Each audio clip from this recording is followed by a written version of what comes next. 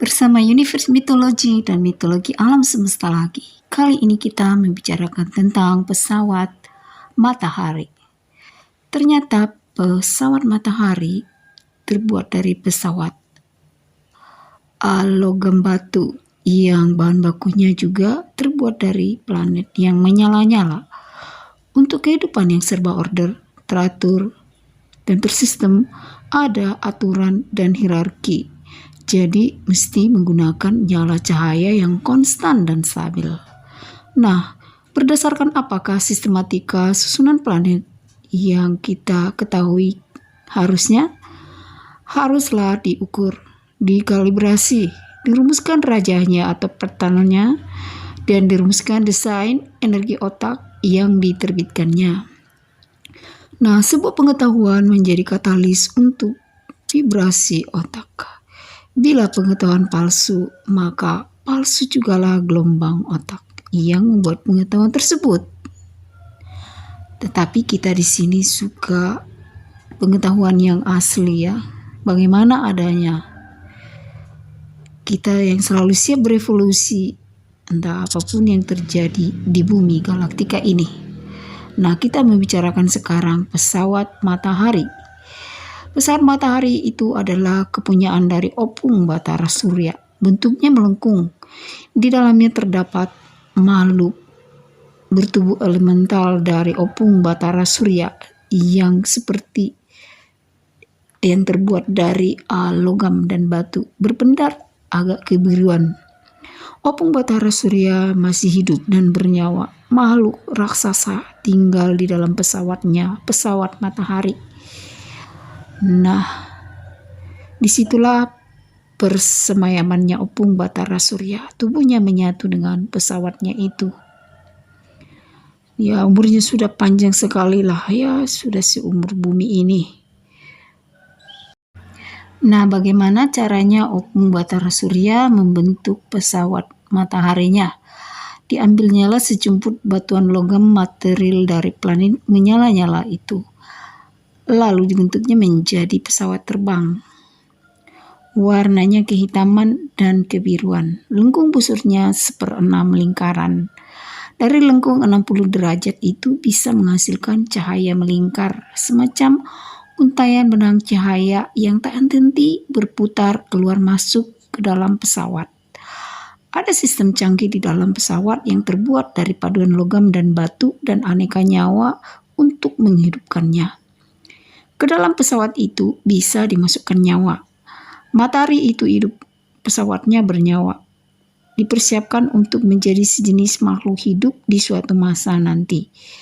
Bila tugasnya usai dan masanya telah tiba, pesawat matahari itu diganti dengan yang baru. Yang lama diproses kembali di rumah induk untuk menjadi makhluk. Nah, dari lengkung tubuh pesawat itulah berkeluaran sinar. Lengkungnya macam lengkung sabit itulah. Sinar itu berpendaran hingga membentuk lingkaran cahaya yang bersinar-sinar. Lingkarannya yang utuh, pesawat itu punya grid rute tetap. Bisa bergeser sesuai perintah dari penciptanya. Maka cahaya hasil dari pembakaran pesawat itulah yang kita pandang setiap hari sebagai matahari. Nah, itulah matahari yang menghidupkan para makhluk di bumi ini. Ada banyak sekali jumlahnya pesawat matahari tersebut di langit. Tetapi dibikinlah jaraknya satu sama lain pesawat matahari ini 1 juta kilometer. Daya pancar cahaya satu pesawat bisa mencapai 1 juta kilometer. Jadi jarak cahaya terkuat hanya mampu menggapai spasi ruang bidang 1 juta kilometer dalam lintasannya yang kita sebut lintasan dark matter, samudra galaktika. Dalam cakupan 1 juta kilometer itulah cahaya itu menggelombang. Bervibrasi hanya sebatas itu kekuatan cahaya itu. Setelah itu ia putus. Semacam benang putus Ini bisa juga sih jadi basis perhitungan teknologi cahaya untuk kita yang sedang belajar membuat teknologi cahaya. Nah, itu sebabnya bila kamu fokus memandangi cahaya matahari, dia itu seperti cahaya matahari itu seperti bergelombang ya, berpendar-pendar. Nah, karena begitulah sistematikanya. Jadi matahari bukanlah planet raksasa yang menyala-nyala ya, tetapi adalah sebuah pesawat logam batu yang bahan bakunya juga terbuat dari planet yang menyala-nyala. Nah, planet yang menyala-nyala itu ada di mana? Pastilah di suatu grid di galaktika ini. Tapi dia bukan planet. Dia hanyalah pesawat logam batu yang bahan bakunya terbuat dari planet menyala-nyala yang konstan, memberi kehidupan kepada bumi ini. Nah, di sana ada makhluk yang tinggal juga selain Opung Batara Surya. Mereka itu dinamai adalah kaum Hila. Bentuk kepalanya berbentuk kerucut, berbentuk A, huruf besar ya.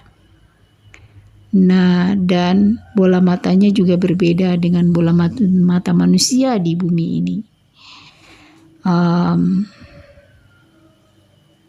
Bola matanya itu total black. Itulah mata pertama yang ada di bumi ini untuk naga bumi kita. Nah, Opung Matahari ini juga sering mengunjungi makhluk-makhluk kesayangannya di bumi.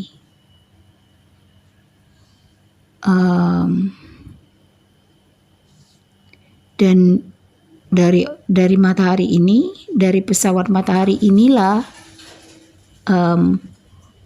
Opung Batara Surya mengakses siapa saja yang ada di bumi dan DNA makhluk yang menjadi kesayangannya. Nah, apabila kita ingin menjadi makhluk kesayangan Opung Batara Surya ya, kita harus rajin nanam bibit pohon dan memandangi matahari ya, dan membantu ayah ibu kita, saudara kita, dan mendoakan leluhur kita. Setuju?